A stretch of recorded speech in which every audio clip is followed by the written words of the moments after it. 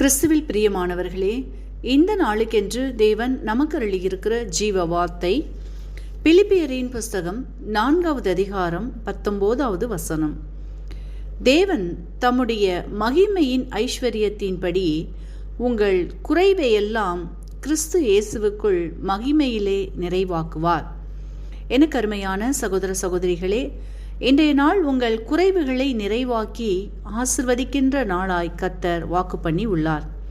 இன்றைக்கும் அநேகருடைய வாழ்க்கையில் பலருடைய தேவைகள் சந்திக்கப்பட வேண்டியும், சிலருடைய குறைவுகள் நிறைவாக வேண்டியும், அநேகருடைய பற்றாக்குறைகள் பூரணப்பட வேண்டியும் காத்திருப்பீர்கள்.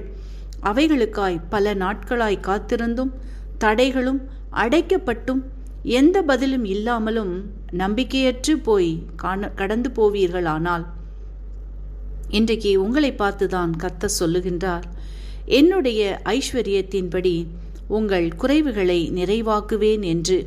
ஆகவே கலங்கி போய் நம்பிக்கையற்ற நிலையில் பயத்தோடு காணப்படுவீர்களானால், இன்றைக்கு இந்த வார்த்தையை விசுவாசியுங்கள். உங்கள் வாழ்க்கையில் நிறைவை காண்பீர்கள், ஆசிர்வதிக்கப்படுவீர்கள்.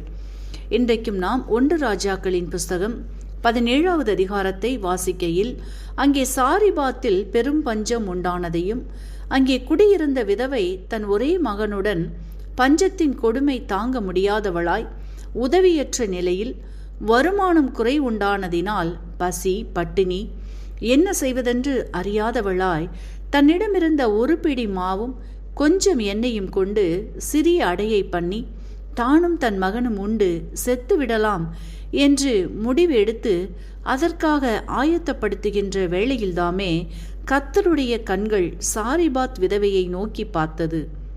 தம் ஜனத்தின் கண்ணீரை நிந்தையை துடைக்க வேண்டி எலியாவினிடத்து கர்த்தர், நீ சாரிபாத் விதவையின் வீட்டிற்கு போய் அந்த வீட்டை ஆசிர்வதி என்று கட்டளை கொடுக்க, எலியாவும் அப்படியே செய்கின்றார்.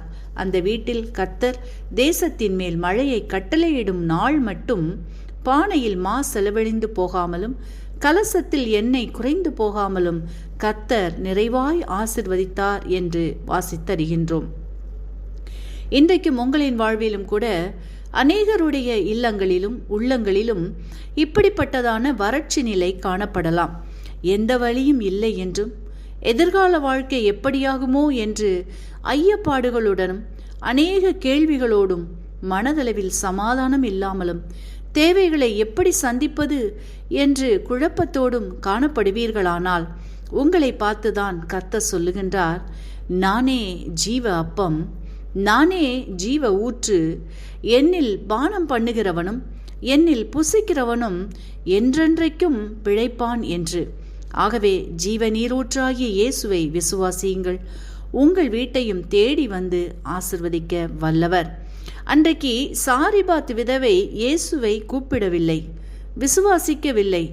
ஆனாலும் கர்த்தர் அவள் வீட்டிற்கு தன் தாசனை அனுப்பி ஆசிர்வதித்தார்.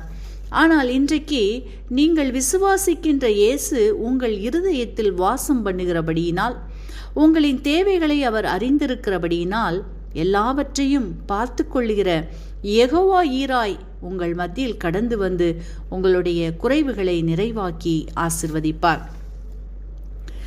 அதோடு மட்டுமல்லாமல், நீங்கள் எதிர்பார்த்து காத்திருக்கின்ற காரியங்களில் சத்துருவானவன் தடைகளையும் எதிர்பாராத மாற்றங்களையும் கொண்டு வந்து உங்களின் சமாதானம், சந்தோஷம், மகிழ்ச்சி யாவற்றிலும் குறைவை அனுமதித்து நீங்கள் முன்னேறி செல்ல விடாமல் தடை செய்த காரியங்களில் இன்றைக்கு கர்த்தர் ஒரு அற்புதத்தை செய்கின்றார்.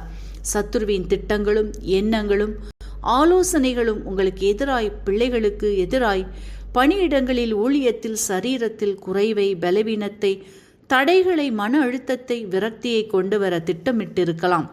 ஆனால் இன்றைக்கு கர்த்தர் தம்முடைய வல்லமையான கரத்தினால் அவற்றை மாற்றி அதன் மத்தியில் தம் மகிமையை விளங்க பண்ணி முந்தினதை காட்டிலும் பலனை, மகிழ்ச்சியை, உற்சாகத்தை, சந்தோஷத்தை, ஆசிர்வாதத்தை இன்று முதல் புதுப்பிக்கின்றார். அனைத்து தீமைகளையும் நன்மையாக மாற்றுகின்றார். எப்படி முந்தின திராட்சரசத்தை காட்டிலும் பிந்தினது அதிக சுவை உள்ளதாக காணப்பட்டதோ அப்படியே உங்கள் வாழ்க்கையிலும் எவைகளிலெல்லாம் குறைவுகள் காணப்பட்டதோ அவற்றில் பரிபூரண நிறைவை தந்து ஆசிர்வதிக்கின்றார். வார்த்தையை விசுவாசியுங்கள், நன்மைகளை பெற்றுக்கொண்டு ஆசிர்வதிக்கப்படுவீர்கள். இன்றைக்கும் இந்த வார்த்தைகளை கேட்டுக்கொண்டிருக்கின்ற உங்களில் யாரேனும் உங்களின் பாவங்களுக்காக மரித்து உயிர்த்தெழுந்த இயேசுவை அறியாமலும் விசுவாசியாமலும் இருப்பீர்களானால் இன்றைக்கு உங்களை ஒப்பு கொடுத்து விசுவாசியுங்கள். உங்களின் பாவங்களும் மன்னிக்கப்பட்டு விடுதலையாகி ஆசிர்வதிக்கப்படுவீர்கள். இந்த வார்த்தைகள் மூலமாக கர்த்தர் இன்று உங்களை ஆசீர்வதிப்பாராக. ஆமேன்.